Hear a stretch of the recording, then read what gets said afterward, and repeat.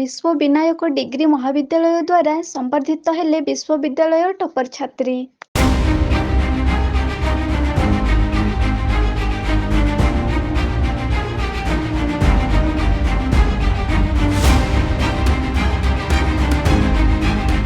केन्दुझर जिला पाटण ब्लॉक अंतर्गत खिरेईटांगिरी ग्राम पंचायत डलंग ग्रामर नम्रता बेहेरा श्री रामचंद्र भंज विश्वविद्यालय टॉपर होइछंती।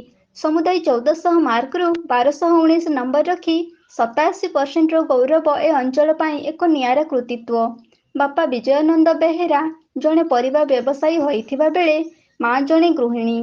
अभाव अनटनर संसार मध्य झील को पाठ पढ़ाइबार स्वप्न देखुथिबा बापा माँ स्वप्न पूरण हेबा तांको पाई एक उदाहरण पालटि जाइछि।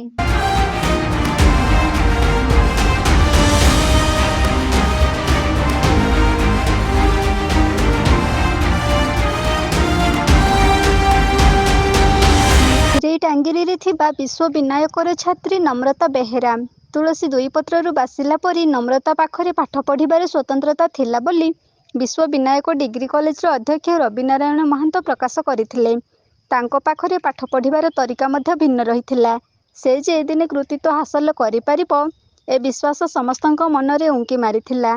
तेणु आज विश्व विनायक डिग्री कॉलेज समस्त कर्मकर्ता उपस्थिति रे एक संबर्धना सभा विश्व विनायक डिग्री कॉलेज प्रांगण में अनुष्ठित होइथिला।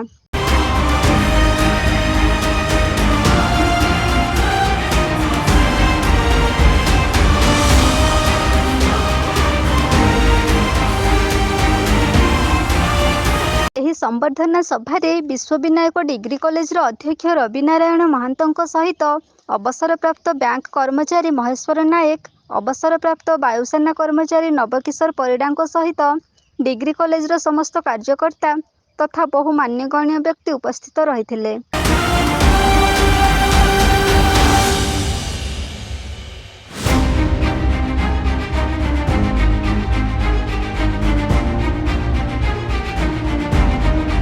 श्री रामचंद्र भंज विश्वविद्यालय में पढ़ुथिबा छात्री नम्रता बेहेरा भविष्य में जड़े उच्चकोटीर सॉफ्टवेयर इंजीनियर हेबार आशा रखिछंती। तांको पाठ पढ़िबार मनोबल तथा एकाग्र चित्तरे परिश्रम करिले आशा निश्चित भाव पूरण होई पारिबो बोली डिग्री कॉलेज अध्यक्ष रवि नारायण महांत प्रकाश करथिले।